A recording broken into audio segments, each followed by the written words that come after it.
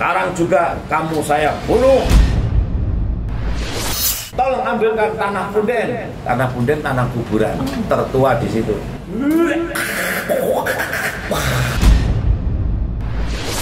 Jadi dari makna melemparkan tanah kuburan sendiri itu adalah bisa dibilang dengan maksud dan tujuan mereka untuk menutupi aura dari rumah itu sehingga orang di rumah itu menjadi panas ataupun terserang penyakit yang memang di luar medis. Terus juga ada juga dengan maksud agar si target yang dilemparkan tanah kuburan ini bisa mati dengan tragis. Yang sering masuk ke pekarangan duluan sebenarnya ini.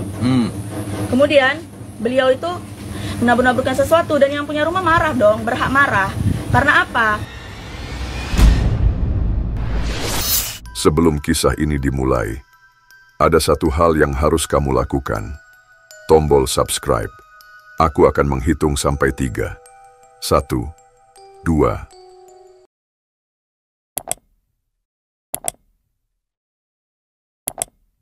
Bagus. Dengan bantuanmu, kita akan mencapai 2 juta subscriber.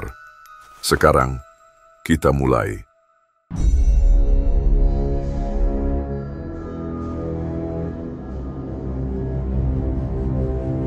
Viral seorang dosen di Malang, Jawa Timur, menggelepar-gelepar di tanah karena ada tetangganya yang terlihat sedang melakukan serangan ilmu santet. Video tersebut langsung menjadi bahan gunjingan netizen karena yang nyantet maupun yang disantet sama-sama sedang beraksi dengan sangat meyakinkan. Kiai Muhammad Imam Muslimin atau biasa disapa Yai Mim memang tengah berseteru dengan tetangganya buntut kasus parkir di depan pintu rumahnya yang menghebohkan. Perseteruan semula hanya dengan satu tetangga, tapi kemudian meluas hingga melibatkan banyak orang, termasuk Pak Yono, orang yang berteriak ingin menyantetnya. Sekarang juga kamu saya bunuh. Ini tak praktekkan ya, menggunakan ini. Tolong ambilkan tanah punden. Tanah punden, tanah kuburan. Tertua di situ. Kemudian, la ilaha illallah Muhammadur Rasulullah. Gitu. Terus kayak nyantet gitu loh istilahnya. Terus dia karena nggak mandi, saya juga ikut bunyi la ilaha illallah Muhammad Rasulullah Sallallahu Alaihi Wasallam. Saya terus baca itu, Allahumma sholli ala Sayyidina Muhammad wa ala ali Sayyidina Muhammad. Karena nggak mandi, dia lari ke arah barat, ke arah garasi, mengambil tongkat, dipotong, dipotong jadi 2, tongkat potong jadi 2. Karena mengambil tongkat, saya lihat, saya lari daripada kena tongkat, saya lari masuk. Ditututi sama dia, tututi. Saya bilang, Pak, mohon Pak jangan masuk, mohon Pak jangan masuk. Dia ngomong, terus mukul lantai saya.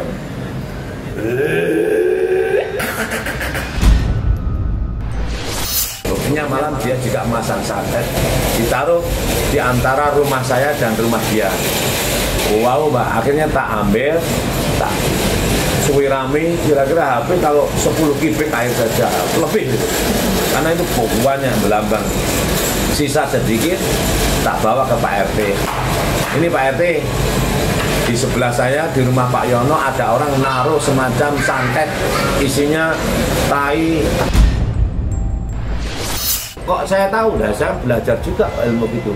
Hanya tidak saya gunakan itu. Boleh nggak belajar? Boleh, supaya nggak kena santet.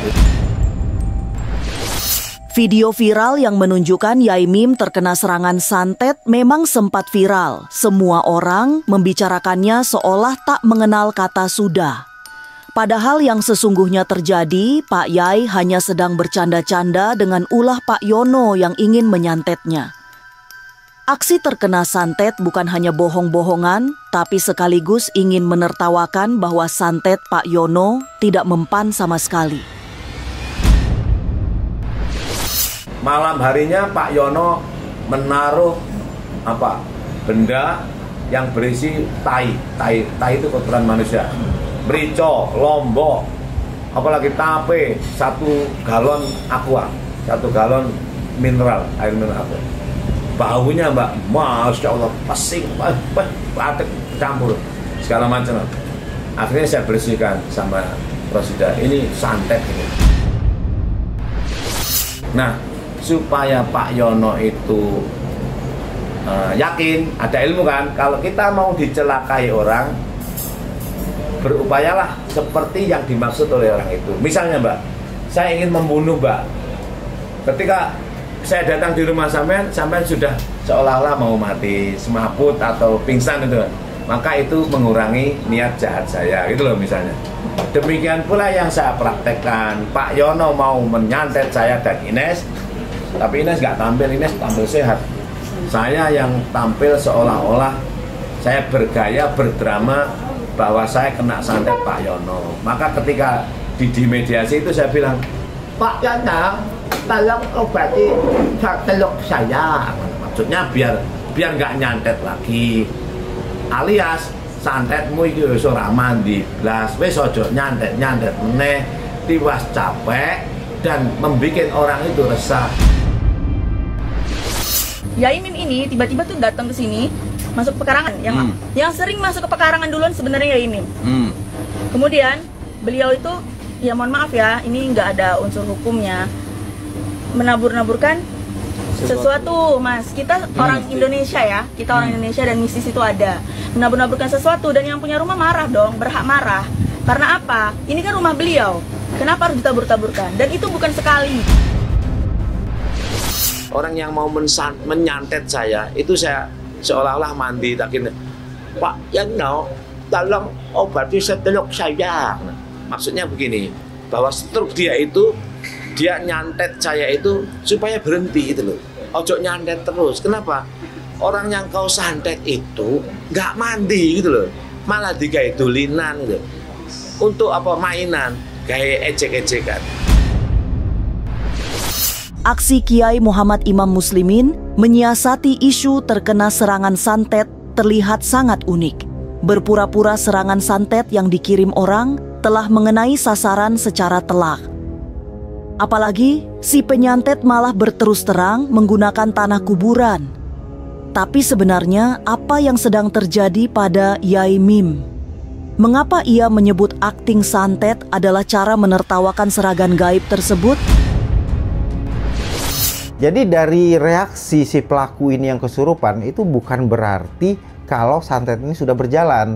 Bisa jadi itu adalah obsesi, emosi, dendam, sakit hati yang terlampiaskan, yang akhirnya memuncak dan dibalas dengan orang ini yang punya iman yang tinggi dan kuat. Akhirnya itu membuat dia bertambah emosi dan akhirnya terjadilah reaksi kesurupan. Ya, untuk awalnya kita kesampingkan dulu masalah itu, tetapi kita di sini lebih mengungkap bagaimana ada yang kata santet ataupun kata sihir di sini. Dilihat dari dia melemparkan tanah kuburan ke rumah si targetnya, itu termasuk teror ataupun termasuk ranah dari santet.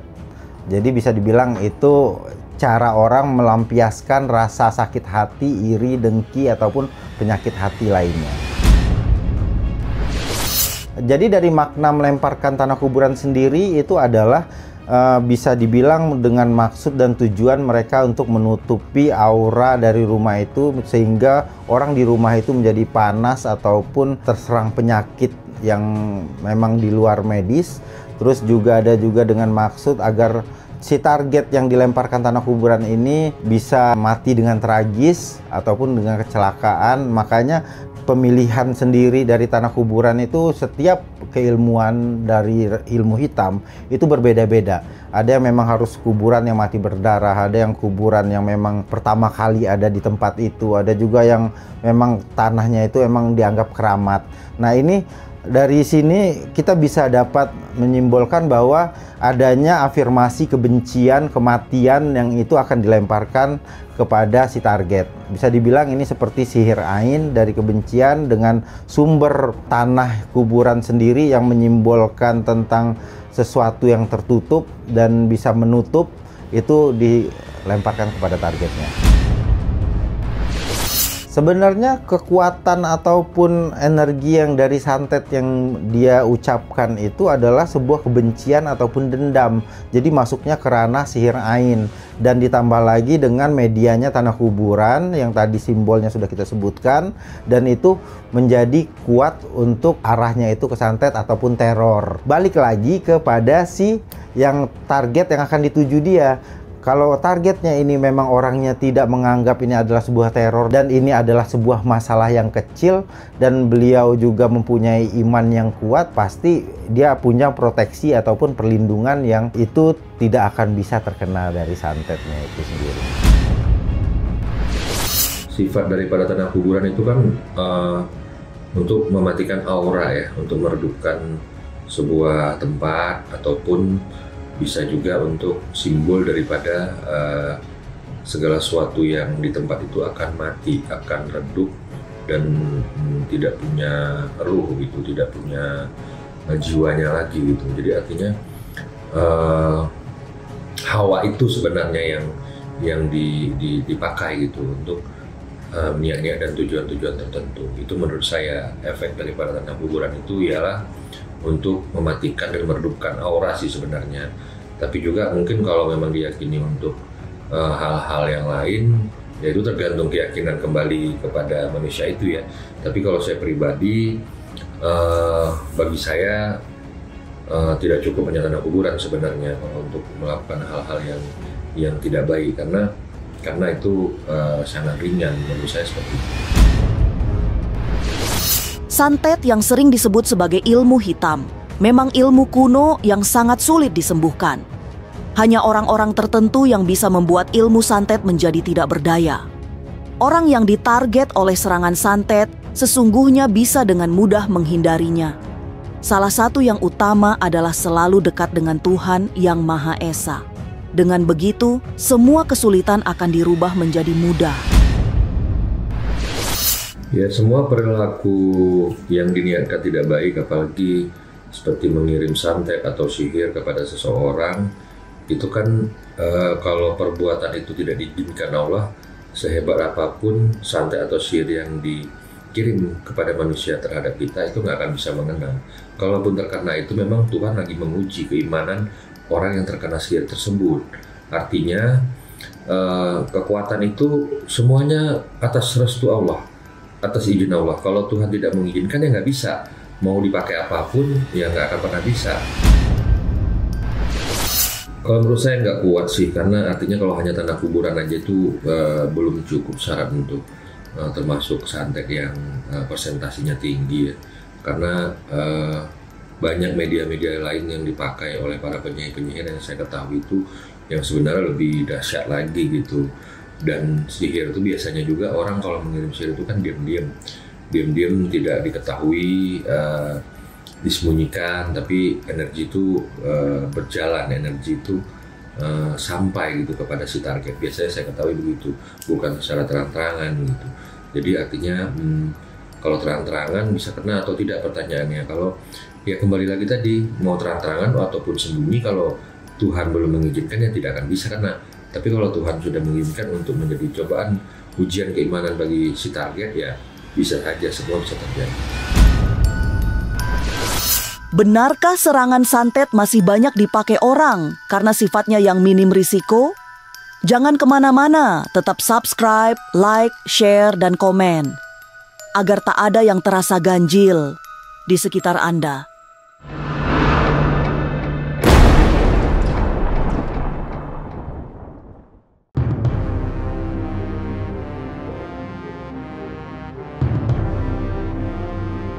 Ilmu santet memang bukan barang baru bagi masyarakat Indonesia. Inilah tradisi warisan para leluhur dalam soal menyakiti orang dari jarak jauh. Sudah sejak lama, santet digunakan untuk menjatuhkan lawan-lawannya. Untuk mereka yang tangguh, santet akan menyerang secara perlahan dengan memunculkan penyakit-penyakit mematikan seperti jantung hingga stroke.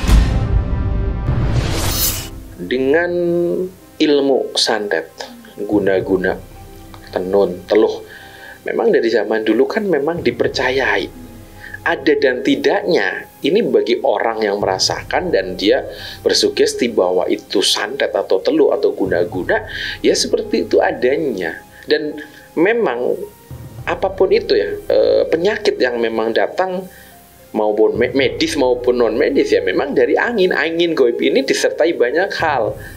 Contoh, makhluk halus saja, makhluk astral itu dia datangnya mengalir kepada kita itu melalui angin dan memasuki peredaran darah kita, mengalir, terus baru mereka memvisualkan untuk mewujudkan sosok masuk ke dalam tubuh orang yang diserang atau yang dimasukin. Contohnya bisa kesurupan, kesambet, ataupun kerasukan makhluk yang tak kasat mata. Semua memang harus waspada. Serangan gaib menggunakan ilmu santet bisa datang tanpa pernah diduga-duga. Kemunculan serangan guna-guna juga bisa mendadak sampai korbannya tidak menyadari bahwa dirinya sudah mendapatkan serangan mematikan. Di tengah era modern, santet ternyata masih menjadi andalan karena risikonya tidak banyak buat pengirimnya. Sementara itu, hasil dari serangan menggunakan santet jauh lebih mudah. Orang akan mudah mengelak mengirimkan santet dengan berbagai alasan. Jadi di dalam ilmu sihir ataupun ilmu santet sendiri sebenarnya banyak metode dan banyak cara. Salah satunya itu adalah dengan tanah kuburan, karena tanah kuburan menyimbolkan tentang kematian. Di mana santet ini memang maksud dan tujuannya sendiri itu adalah mencelakai orang, menyakiti seseorang, bahkan menyiksa seseorang tanpa disentuh. Dari sinilah mulai afirmasi kebencian itu dibentuk dan dilemparkan ke tanah ataupun ke rumah yang akan dituju oleh si pelaku ini. Dan kita ketahui sendiri bahwa di mana unsur-unsur santet ataupun sihir itu harus menggunakan darah tulang kotoran. Ini termasuk salah satu media di mana sihir ini akan dilemparkan. Jadi tidak hanya tanah kuburan, sebenarnya masih banyak lagi media-media sihir atau media-media santet yang bisa digunakan untuk pelaku sihir. Ilmu santet memang bukan hal baru di Indonesia. Sudah ada sejak era lampau, walaupun praktisi santet tidak pernah terdeteksi keberadaannya. Tapi hingga saat ini, orang yang memakai ilmu santet juga sangat banyak lengkap dengan latar belakang serta alasannya sendiri-sendiri. Guna-guna atau santet masih menjadi alternatif menyakiti orang lain, banyak dipakai karena risikonya yang tidak berat. Masalahnya, bukan cuma banyak dukun santet palsu, tapi cara ini dipilih karena memang tidak mudah dibuktikan pengirimnya. Karena urusannya memang dengan makhluk tak kasat mata. Contohnya, hanya jadi mengarah ke misteri, guna-guna kah, atau santet kah, atau apa. Nah itu pun kita tidak tahu kebenarannya, apakah dia yang melakukan, ataupun kita masih tanda tanya. Yang jelas ya kita jangan sampai menuduh lah ya, karena ini hal yang tak kasat mata. Jadi tangan-tangan ini kan banyak sebenarnya gitu. Serangan santet memang sering digunakan meski zaman sudah modern seperti sekarang ini. Sebab serangan santet susah terlacak pengirimnya. Lalu bagaimana cara menghindari santet? Jangan kemana-mana, tetap subscribe, like, share, dan komen. Agar tak ada yang terasa ganjil di sekitar Anda.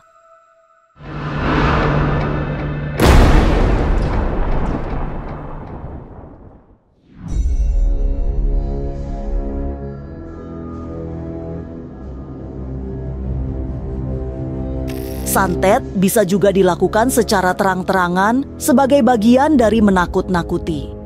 Umumnya, jenis santet ini sama dengan menyumpahi dengan kata-kata yang tidak baik. Efek dari sumpah serapah itulah yang kemudian berubah menjadi santet yang datang secara nyata. Santet biasanya dikirimkan oleh mereka yang dibuat sakit hati, tidak peduli dilakukan secara tidak sadar. Jadi memang harus berhati-hati dalam berkata-kata agar tidak ada orang yang merasa sakit hati. Misalkan kita menyakiti orang atau melukai orang, padahal kita bahasa biasa, tapi orang tersebut tersinggung, terluka.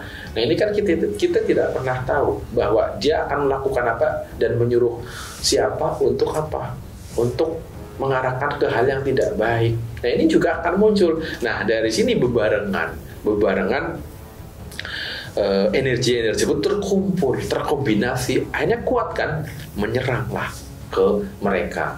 Dan ini juga terkaitannya gini, orang ketika memberikan sumpah, menyumpahi gitu, kan ada, itu juga energi. Ini bukan berarti santet ya, menyumpahi, itu juga bisa masuk. Nah, pas ketika orang tersebut tuh bicaranya tuh bener-bener pas, makbul gitu ya, ininya tuh, kuat, seperti doa gitu. Contohnya itu, wah pasti kamu jatuh nanti kalau kamu jalan ke sini. Nah itu benar-benar jatuh. Nah itu berarti memang lagi bagus ininya, energinya. Nah ini bisa terjadi. Bermacam-macam ilmu santet sepertinya ada di Indonesia. Nyaris setiap daerah memiliki ragam ilmu hitam semacam santet dengan variasinya masing-masing. Media yang dipakai juga bermacam-macam, termasuk tanah kuburan yang dikenal secara luas, apalagi menggunakan tanah kuburan, santet yang dikirimkan bisa sangat mematikan. Bijaksana ya kita aman-aman saja sebenarnya. Tapi ketika kita memang dijatuhkan, kita diserang, kita tidak satu dizolimi dengan hal-hal yang goib, nah ini perlu kita waspadai. Yang perlu kita waspadai ya hal-hal tersebut, karena musuh di belakang ataupun dengan bentuk main belakang, yaitu dengan energi halus, kekuatan black magic halus. Nah ini orang sekarang itu banyak menggunakan hal-hal tersebut. Walaupun hanya pura-pura, tapi Yai Mim juga percaya tentang santet, sebab ilmu hitam ini sudah ada sejak zaman lampau. Para dukun santet juga ada di mana-mana meskipun keberadaannya selalu tersembunyi. Tapi menurut Eyang Ratih, sesungguhnya mudah saja menangkal datangnya serangan ilmu hitam. Salah satu yang paling mudah adalah mendekatkan diri pada Tuhan. Percaya nggak percaya, santet itu ada. Dan hampir sama, modusnya tuh sama. Gitu. Jadi kan itu sudah pertanda bahwa itu syirik. Itu benci, itu iri gitu loh ya. Pokoknya kalau santet kita percaya saja sama Gusti Allah, pasti mental dengan sendirinya. Kalau yang saya lihat sendiri dari video yang viral itu sebenarnya bukan ada sosok apapun. Jadi lebih ke arah amarah ataupun ekspresi obsesi dari si yang kesurupan ini untuk melampiaskan kebencian ataupun kemarahannya. Jadi tidak ada sosok apapun yang saya lihat, dan ini memang pure semuanya itu adalah emosi dan dendam. Yai Mim memang sedang viral. Apalagi saat ia akting seperti terkena santet, padahal yang terjadi sekadar pura-pura agar penyantetnya bahagia. Tapi apakah benar-benar terkena santet atau sekadar akting? Semogalah kasus yang dihadapi Kiai Muhammad Imam Muslimin segera selesai. Inilah ganjil yang akan menguak berbagai misteri di alam nyata dan tak kasat mata. Sampai jumpa pada episode selanjutnya dengan kisah-kisah ganjil. Setiap hari Senin, Kamis, dan Jumat pukul 5 sore. Tapi sebelumnya, jangan lupa subscribe, like, share, dan komen. Agar tak ada yang terasa ganjil di sekitar Anda.